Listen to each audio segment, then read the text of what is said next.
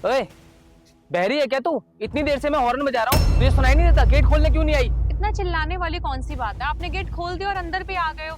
कोई बात नहीं। बड़ी अकड़ है तुझमें। एक चौकीदार होके मुझसे बहस कर रही है। एक तो गेट मुझे खुद खोलना पड़ा, ऊपर से मुझसे बदतमीजी से बात कर रही है तू।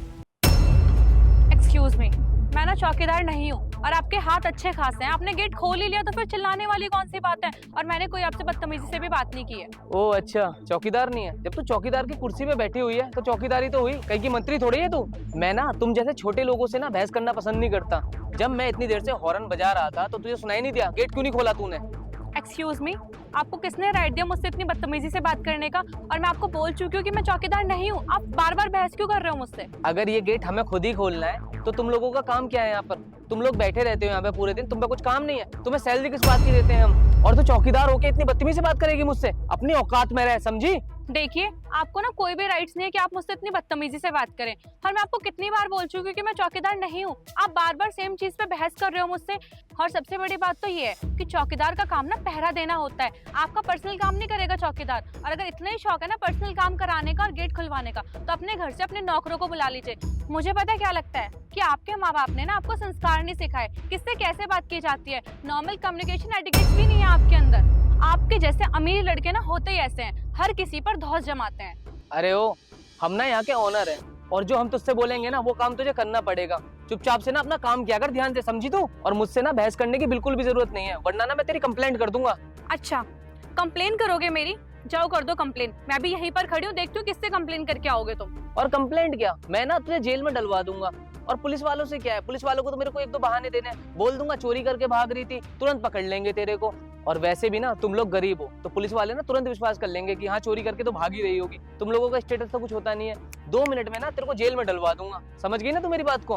मुझे पता है क्या लगता है, तुम्हारे अंदर ना बेफालतू का एटीट्यूड है।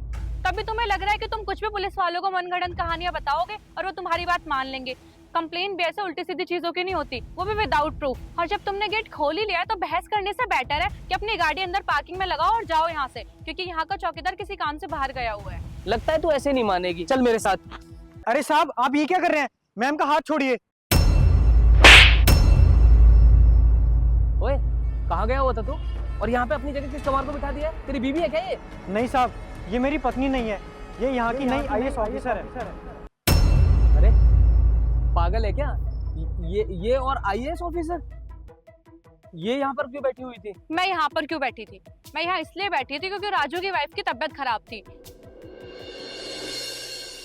राजू, क्या हुआ? तुम ठीक हो? हाँ जी मैम साहब, मैं तो ठीक हूँ। नहीं, तुम ठीक तो नहीं लग रहे। कुछ तो है जो तुम मुझसे छिपा रहे हो। बताओ क्या हुआ है? मैंने तुम्हें बहुत टाइम से जानती हूँ। कुछ तो हुआ है जो तुम मुझसे छिपा रहे हो। सच सच बताओ क्या हुआ है? वो दरअसल मैम साहब, मेरी ना वाइफ की तबीयत खराब है, मुझे उसके लिए दवाई लेकर आनी है और मैं ये ड्यूटी छोड़कर भी नहीं जा सकता। मुझे समझ नहीं आ रहा कि मैं क्या करूँ। अच्छा, चलो ये बताओ तुम्हारा घर यहाँ से कितनी दूर है? और अगर तुम घर जाओगे तो तुम्हें कितना टाइम लगेगा वापस आने में? मेरा घर यहाँ से बस 2 गली आगे है, मुझे बस 10 मिनट लगेंगे। बस 10 मिनट लगेंगे?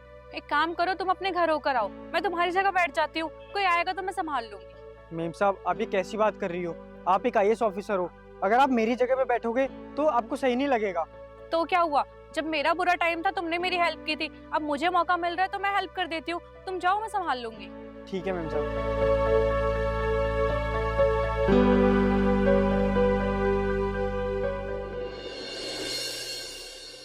उसे अपनी वाइफ को मेडिसिन देने जाना था, इसलिए मैं यहाँ पर बैठ गई। उसने मेरी बुरे टाइम में मेरी बहुत हेल्प की है। मुझे लगा मेरे पास मौका है तो मैं उसकी हेल्प कर देती हूँ। लेकिन तुम जैसे लड़के होते हैं जो लड़कियों के साथ बदतमीजी करते हैं, उन्हें डिग्रेड करते हैं, उन्हें ये फील कराते हैं कि कुछ कर ही नहीं सकती वो। और रही बात चौकीदारी की, वो चौकीदार है, कोई गलत चीज नहीं है, मेहनत करके कमा के खा रहा है। उस चीज से तुम्हें क्या प्रॉब्लम है? मैम देखिए, मुझे नहीं पता था कि आप आईएएस ऑफिसर हो और आपने भी नहीं बताया कि आप एक आईएएस ऑफिसर हो। अगर मुझे पता होता तो मैं आपसे इतनी बदतमीजी थोड़ी करता भला। अच्छा जी, अब तुम्हें ये पता लग गया कि मैं एक आईएएस ऑफिसर हूँ तो तुम मुझसे रेस्पेक्ट से बात कर रहे हो, मुझसे इतने अच्छे से बात कर रहे हो। लेकिन जब तक तुम्हें ये पता था कि मैं एक नॉर्मल लड़की हूँ तो मेरे साथ बदतमीजी कर रहे थे। और जब तुम्हें ये पता लगा कि मैं एक चौकीदार हूँ, तब तो ना जाने तुमने मुझसे क्या क्या नहीं बोला, उल्टा सीधा सब कुछ बोल डाला। क्या कहा था तुमने कि तुम मेरे खिलाफ कंप्लेन करोगे? कंप्लेन तो होगी, लेकिन मेरे खिलाफ नहीं, तुम्हारे खिलाफ। एक लड़की का हाथ पकड़ के जबरदस्ती उसे ले जाने की कोशिश की है तुमने, और एक आईएएस ऑफिसर के साथ बदतमीजी भी की है। इस चीज की सजा तो तुम्हें मिलेगी और जरूर मिलेगी। अब तुम देखो मैं तुम्हारे साथ क्या करती हूँ। मैम प्लीज प्लीज ऐसा मत करो मैम। Shut up.